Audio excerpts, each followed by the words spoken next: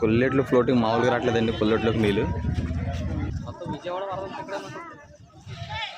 ఏం జరుగుతుందంటే మత్స్యకారులు ఈ ఫ్లోటింగ్కి చేపలు రావడం వల్ల వాళ్ళు వల్లేసి పట్టుకుంటున్నారు. మురిగిపోయిందా? ఆశా బీట్ వచ్చేస్తుందా? ఇంకేనా ఆల్దేని ఇది పట్టేది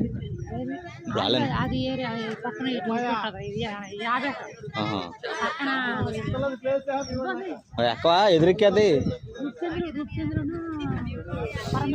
అదేండి. చెరువు మురిగిపోయిందా అంట, చేప ఎదురెక్కేస్తుంది. 400 ఎకరాల